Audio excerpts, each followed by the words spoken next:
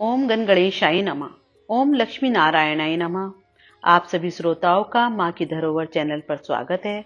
आज मैं आपको पौष पुत्रदा एकादशी बैकुंठ एकादशी व्रत कथा के बारे में बताने जा रही हूँ। इस व्रत को जिसकी संतान को कोई परेशानी हो तो वो भी ये व्रत कर सकता है। ये कथा भगवान श्री कृष्ण ने महाराज युधिष्ठिर को बताई थी। इस एकादशी का नाम पुत्रदा एकादशी है। इसमें नारायण भगवान की पूजा की जाती है। इस चर और अचर संसार में पुत्रदा एकादशी के व्रत के समान दूसरा कोई व्रत नहीं है। इसके पुण्य से मनुष्य तपस्वी, विद्वान और लक्ष्मीवान होता है। इसकी मैं श्री कृष्ण भगवान युधिष्ठिर को बता रहे हैं, सो तुम ध्यान पूर्वक सुनो। भद्रावती नामक नगरी में सुकेतुमान नाम का एक राजा राज्य करता था। उसके कोई पुत्र नहीं था। उसकी स्त्री का नाम शैव्या था। वह निपुत्र होने के कारण सदैव चिंतित रहा करती थी। राजा के पितर भी रो रो कर पिंड लिया करते थे और सोचा करते थे, इसके बाद हमको कौन पिंड देगा। राजा को भाई बंधु, धन, हाथी, घोड़े, राज्य और मंत्री, इन सब में से किसी से भी संतोष नहीं होता था। वह सदैव यही विचार करता था कि मेरे मरने के बाद मुझको कौन पिंड दान करेगा। बिना पुत्र के पितरों और देवताओं का ऋण मैं कैसे चुका सकूंगा। जिस घर में पुत्र ना हो उस घर में सदैव अंधेरा ही रहता है। इसलिए पुत्र उत्पत्ति के लिए प्रयत्न करना चाहिए। जिस मनुष्य ने पुत्र का मुंह देखा है वह धन्य है। उसको इस लोक में यश और परलोक में शांति मिलती है, अर्थात उनके दोनों लोग सुधर जाते हैं।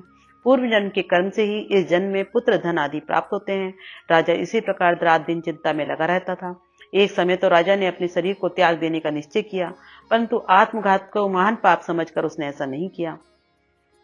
एक दिन राजा ऐसा ही विचार करता हुआ अपने घोड़े पर चढ़कर वन को चला गया तथा पक्षी और वृक्षों को देखने लगा। उसने देखा कि वन में मृग, शेर, सुअर, सिंह, बंदर, सांप आदि सब भ्रमण कर रहे हैं। हाथी अपने बच्चों और हथिनियों के बीच घूम रहा है। इस वन में कहीं तो गीदड़ अपने कर्कश स्वर में बोल रहे हैं तो कहीं उल्लू ध्वनि कर रहे हैं। वन के दृश्यों को देखकर राजा सोच विचार में लग गया। इसी प्रकार आधा दिन बीत गया। वह सोचने लगा, मैंने कई यज्ञ किए, ब्राह्मणों को स्वादिष्ट भोजन भी करवाया, फिर भी मुझको दुख प्राप्त क्यों हो रहा है। राजा प्यास के मारे दुखी हो पानी की तलाश में इधर उधर घूमने लगा। थोड़ी दूरी पर राजा ने एक सरोवर देखा। उस सरोवर में कमल खिले थे। सारस, हंस, मगरमच्छ आदि शांतिपूर्वक विहार कर रहे थे। उस सरोवर के चारों तरफ मुनियों के आश्रम बने हुए थे। उसी समय राजा के दाहिने अंग फड़कने लगे। राजा शुभ शकुन समझकर घोड़े से उतरकर मुनियों को दंडवत प्रणाम करके बैठ गया। राजा को देखकर मुनियों ने कहा, हे राजन, हम तुमसे अत्यंत प्रसन्न हैं।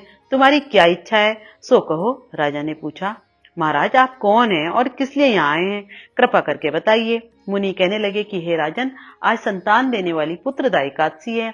हम लोग विश्वदेव हैं और इस सरोवर में स्नान करने आए हैं। यह सुनकर राजा कहने लगा कि महाराज मेरे भी कोई संतान नहीं है। यदि आप मुझ पर प्रसन्न हैं तो एक पुत्र का वरदान दीजिए। मुनि बोले, हे राजन, आज पुत्रदा एकादशी है। आप अवश्य ही इसका व्रत करें। भगवान की कृपा से अवश्य ही आपके घर में पुत्र होगा। मुनि के वचनों को सुनकर राजा ने उसी दिन एकादशी का व्रत किया और द्वादशी को उसका पारण किया। उसके पश्चात मुनियों को प्रणाम करके महल में वापस आ गया। कुछ समय बीतने के बाद रानी ने गर्भ धारण किया और 9 महीने के पश्चात उनके एक पुत्र हुआ। वह राजकुमार अत्यंत शूरवीर, यशस्वी और प्रजापालक हुआ। श्री कृष्ण बोले, हे राजन, पुत्र की प्राप्ति के लिए पुत्रदा एकादशी का व्रत करना चाहिए। जो मनुष्य इस महात्म को पढ़ता या सुनता है, अंत में उसे स्वर्ग की प्राप्ति होती है। बोलो श्री लक्ष्मी नारायण भगवान की जय। श्रीमन नारायण नारायण हरि हरि, श्रीमन नारायण नारायण हरि हरि। आप इस कथा को अपने शुभचिंतकों को शेयर करके आप ईश्वर के कृपा पात्र बन सकते हैं। नारायण नारायण।